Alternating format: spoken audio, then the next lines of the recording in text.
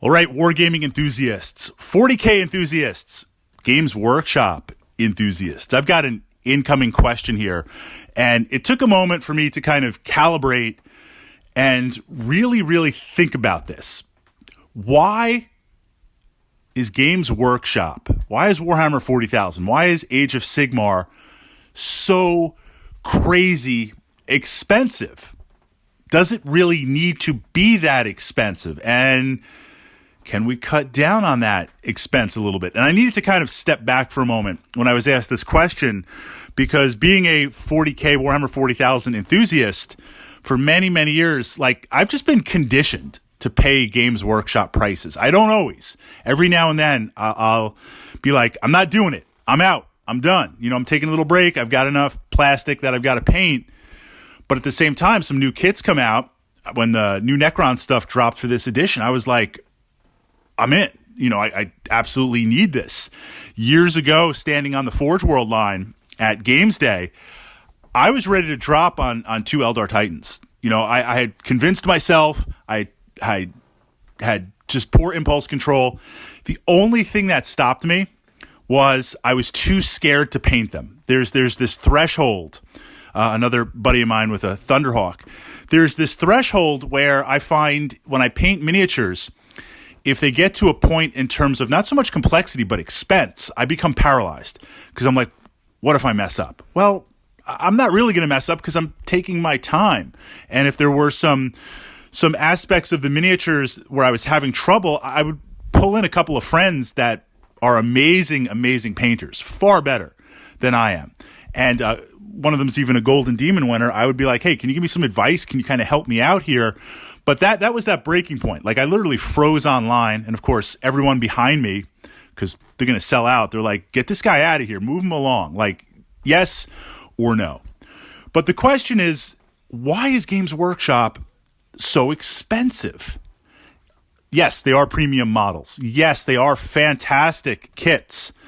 And the type of narrative that they are producing through these models, I really can't, even if you were like, take that stance, I really can't argue against that. In terms of mass-produced, non-custom miniatures, Games Workshop is the leader right now. Is that gap closing? Are other model kits out there becoming close to it? Possibly. But we are paying for the design, for the production, and the top-tier plastic and the top-tier miniatures. I will give that aspect.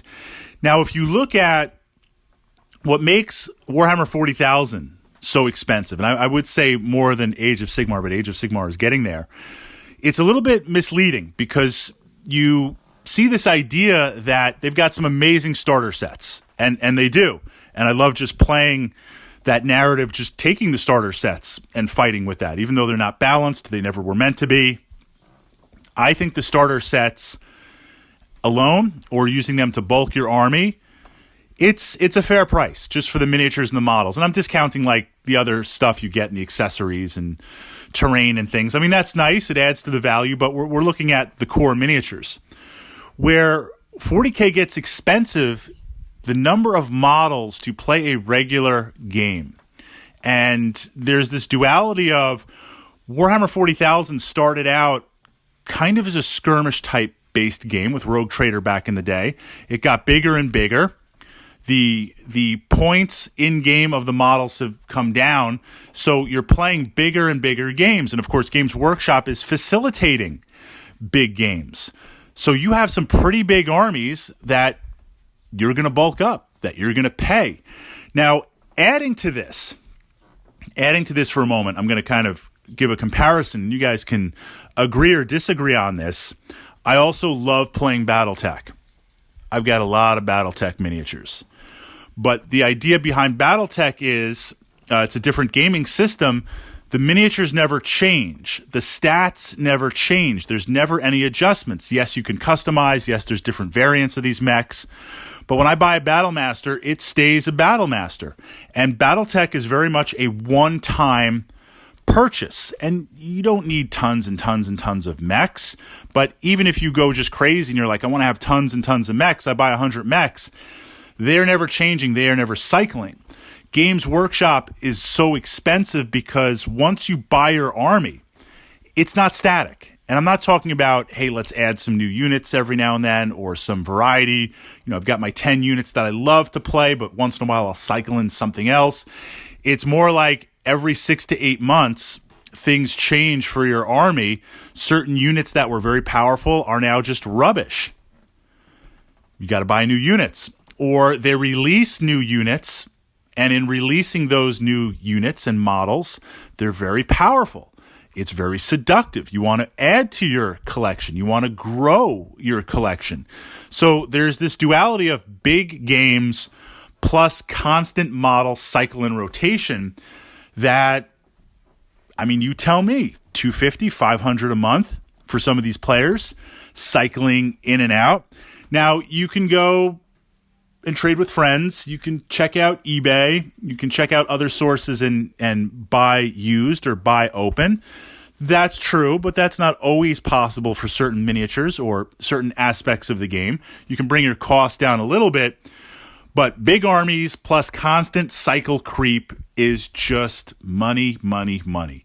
Now, Games Workshop is, of course, a toy company, a miniature company, a gaming company. They're there to sell you the miniatures. And there's also duality in there because I want new miniatures. I want new stuff to be released. I want to get excited for the armies that I have. So this idea of constantly putting out new stuff and costing you money, it's good and bad. And their practices are a little bit draconian, but they're there to make money, or if you're super capitalist, to return shareholder value. And I get that. But there's been an interesting secondary expense to the hobby. And that secondary expense is very much supported. I'm not going to name any names, but there's still a few enthusiasts that I know. This being a miniature wargaming hobby. You could play unpainted. You could. Nothing wrong with that. But a lot of players, and the game encourages you to paint your miniatures. And honestly, I agree with that fully, simply because it is a war game. 40K is a war game. But we're trying to create something on the table. We're trying to create a simulation, stepping out of space and time, going grimdark, doing the whole thing. I could just play with like a hex game with some Post-it notes and some markers. Could play 40K that way. But we want to play with the miniatures. I want to see the hotness. I want to see the coolness on the table.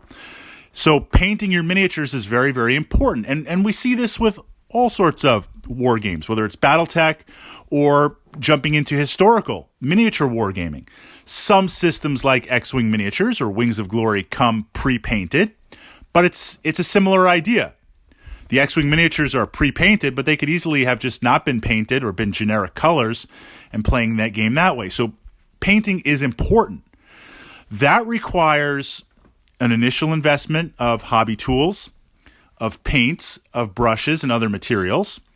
And once you have that initial acquisition, stocking up from time to time to keep your collection growing. Now, on the one hand, paints, when done correctly, and your brushes, they do have a brush life, a shelf life, so to speak, but taking care of them correctly and cleaning your brushes correctly goes a long way. The paints that are invested, I consider that fair. I consider that a fair aspect of the hobby, and certainly my paints and my model supplies, I use them outside of 40K. I use them for board games. I use them for other systems. On a side note, when I paint my terrain, if it's not a specific terrain kit, and we're going to talk about terrain because this is a hidden expense of Games Workshop. It's very, very interesting. Makes fantastic sense from a business model, but they get you this way also. When I make my own terrain, I just use the acrylic kind of in a jug mass bottle huge paints. I don't use miniature paints to paint my terrain. I don't. There's just too much to spread, too much to cover. You'll burn your good paints too fast. So look for cheap craft type paints for your terrain, unless it's a custom terrain set. So jumping back to that, Games Workshop aggressively pushes use GW paints, use GW brushes. And I have to say, for a number of years, it wasn't so much a fanboy thing. For a number of years, I used GW paints. I used their products, and they're good. They're okay. They've expanded the line, and some of the specialty paints are indeed absolutely fantastic, but you're paying Games Workshop prices. So this is what makes 40K so expensive. It's not only the army or armies, but it's continuing to paint it. Now, that cost, I would argue, and agree or disagree, you could bring down a little bit. You could look at Army Painter. You could look at Vallejo. You could look at other paints that are out there, and that has grown more and more over the years. You don't have to paint with Games Workshop paints. I mean, you never had to, but they aggressively push that, and it's very easy to stay in that paradigm. And I was with that paradigm for a long time, and I broke out. Now let's talk about terrain. This is a hidden cost of 40K. This is a hidden cost of 40K that wasn't there a number of years ago.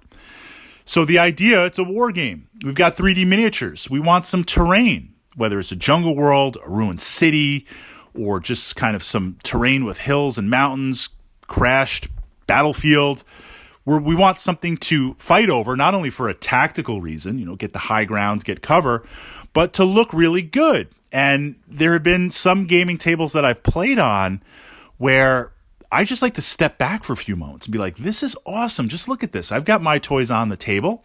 You've got your toys on the table. And this is a magical experience. And that magic, a great example of that, when Games Workshop supported their hobby events through Games Day, we would go down to Baltimore with the club, Battle for Salvation Gaming Club, every year. We'd go down to Games Day. We'd have a great time. And then on the last day, before we came back up here to New York, we would go to the Battle Bunker, the Games Workshop Battle Bunker. And you would step into that store, and you step through like some portal. Because 40K, and at the time, Warhammer Fantasy, everywhere on the wall. Miniatures everywhere.